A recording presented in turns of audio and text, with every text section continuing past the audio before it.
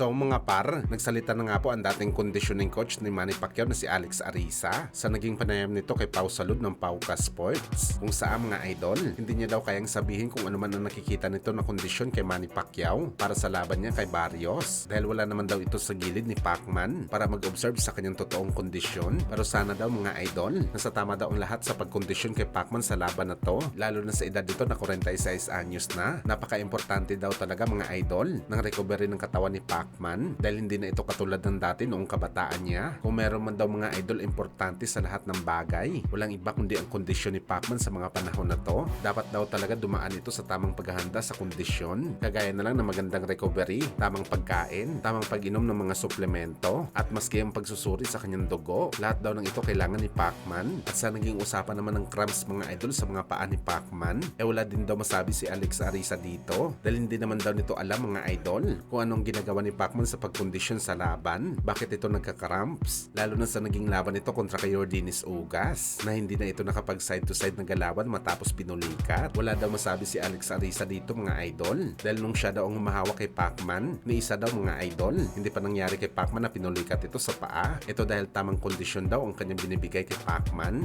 Samantala sa naging prediction naman po ni Alex Ariza mga idol, para kay Pacman wag daw ito mag-aksaya ng panahon, tirahin kaagad nito si Mario Barrios sa umpisa pa lamang. Gawin daw nito ang kanyang dapat na gawin para tapusin si Barrios. Hindi naman sinabi ni Coach Ariza mga idol ang dahilan, pero malamang mga idol, alam na alam nito na dito talaga sa mga round na to delikado at malakas si Pacquiao. At para sa case to win naman ni Alex Ariza kay Barrios, gamitin daw ang jab nito sa laban at pilitin na hindi pa pormahin si Pacman hanggang round 5 at dalhin nito ang laban hanggang dulo. Dagdag pa sa mga advice ni Coach Ariza mga idol kay Pacman, wag na wag daw talaga ito maging flat-footed sa laban. Pilitin daw talaga nito mga idol na gamitin ang kanyang side to side na galawan. Delikado daw talaga si Pacman mga idol kapag pumirme. Parang pain daw ito para sa atake ni Barrios. Ang laban daw ni Pacman kay Barrios mga idol ay parang laban lang nito kay Antonio Margarito. Mas malaki pa daw si Margarito at agresibo kumpara kay Barrios. Gawin lang daw mga idol ni Pacman ang ginawa nito kay Margarito. Malaki talaga ang kanyang tsansa. Pero ang tanong daw mga idol, tama ba daw ang kondisyon ni Pacman para magawa ulit nito ang galawan niya sa laban niya kay Margarito? Sa mga gusto mapanood ang full na interview ni Coach Ariza mga idol, bisitahin nyo na lang ang channel ni Pauka Sports.